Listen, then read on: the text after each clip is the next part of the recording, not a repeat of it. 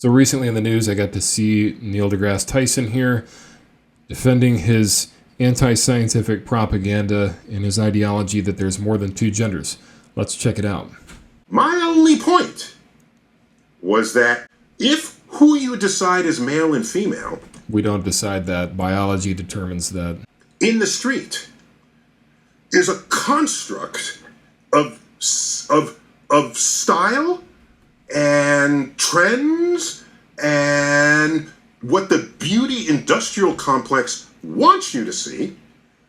If that's how we establish gender, then maybe some people want to be fluid within that gender. The reason the conversation has become an issue is that we assign and allow certain privileges to people based on their sex. If you are female, you get to compete only with people of your sex because females are at a disadvantage in physical competition to males in almost every sport. So I'm wondering whether the future of those sports is you don't contest gender with gender, you contest hormone ratios. Well, did you hear that? He thinks that hormone ratios are the way to determine what we should do with sports, how we should assign people. So it shouldn't be based on male and female, it should be based on hormones. Well, guess what? Hormones are not constant. They change all the time. So to say, well, hormone ratios are the way that we determine who should compete with who, that is ludicrous. I'm surprised that he even made this argument. Well, hold on a second. But the difference is physiologically between men and women and not just hormonal. Women have a different hip angle. They have different heart capacity. They have different lung capacity. I mean, there are profound physiological differences. Profound physiological differences. Different bone density. We've had professional athletes on the show to talk about it. I don't have a problem with that. So then you find ways to slice the population so that whatever the event is interestingly contested. So, for example... Did you catch that? The events just have to be interestingly contested. It's not about fairness. It's about just having an interesting match. I wrestled in my life. I was captain of my high school wrestling team. Great. Would you wrestle some woman who identifies as a man down to the ground? I would hope not. I would hope that you'd be man enough to protect and help women that don't understand that they are women to understand that they're women. You know, I think that's the more loving approach, is to help people that have gender dysphoria, which is a real thing. Some people experience it. You need to help those people understand that they are what they were born as. It would be unfair for me at 190 pounds, which is what I was back then, to wrestle someone 120 pounds. Hold on, it would actually be unfair for you to wrestle someone who is also 190 pounds but female. Let me work my way there. So, what the trans conversation is foisting upon us is the need to find ways to slice the athletic universe such that we still have interesting, fair matches. And is it a combination of, did you go through puberty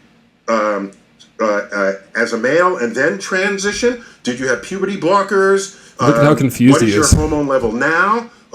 He's got to bring in all these different factors that will not work. What are your hormone levels now? I mean, how ridiculous. How ludicrous. This stuff would constantly change all the time. So it requires more creative thought. Rather than saying no to it all, let's be creative about this. It's an unsolved problem. Yes. It's unsolved for you. People have already solved this problem. It was never a problem, actually, for thousands of years.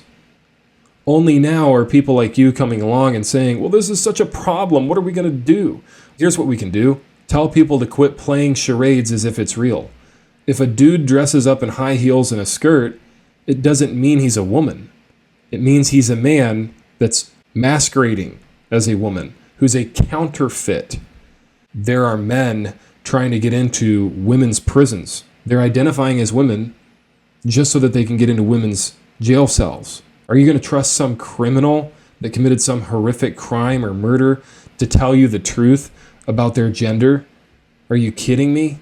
So but there are women whose opportunities are being curtailed today because they are being forced to compete, whether in sports or elsewhere, against people who have some kind of advantage over them. We're in a transitional...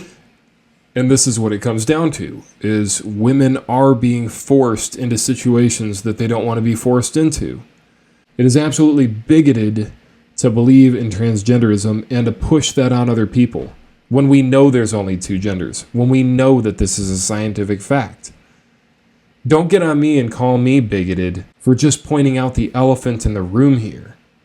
That gender is binary, that we weren't confused about it, we weren't wrong about it for thousands of years. I think a lot of people would have an issue with what you're saying, Neil, is because they see women being denied opportunities. They see an unfair playing field, metaphorically and literally speaking. So fix the playing field, What? Yeah, and the only way to fix the playing field is for men to simply stop insulting all of women by pretending to be women and infiltrating their sports and forcing themselves upon innocent women. Some people lie. It's just the way it is.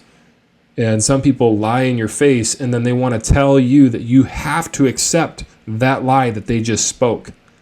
It is so narcissistic. I am not going to lie to people's faces and pretend that they're something that they're not. I'll accept people for what they are. If somebody's a man, I'm going to accept them for what God made them to be. If somebody's a woman, I'm going to accept their womanhood. I'm not going to question that. They shouldn't get on me for not accepting them when they couldn't accept who they were to begin with. And leftists go on and on about how loving they are and how they just care for everyone. They're all about acceptance when they're rejecting the feelings of most women that become very uncomfortable when a biological male comes into their locker room or a biological male comes into their bathroom. It's very uncomfortable for normal people. And yes, I said normal people. People with gender dysphoria, it's an abnormal issue. It's something that needs to be dealt with. There's therapy to get people to realize that they are what they are and not what they're not. You don't need to be affirmed in a lie. You need to accept that which is true. Call me a transphobe, call me bigoted, I don't care. I'm going to stand up for real women, and I'm going to stand up for real men. I'm sick of this stupid agenda that says that men can become women, women can become men. You going to grow a uterus, man? Yeah, I don't think so. You going to give birth to a child? Yeah, I don't think so. That's for women. That's what God made for women. Us men are made to work and be providers. Women are to be protected. There's nothing misogynistic about that. Christianity is not misogynistic. It's real love when you say you're going to take care of a woman.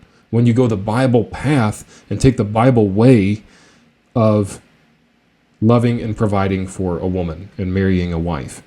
That's what we're called to do. We're called to be protectors. We're not called to cower and play charades and pretend that we're something that we're not. What we see here with Neil deGrasse Tyson is a public spectacle of stupidity, a public spectacle of the ideas that somebody will come up with without God.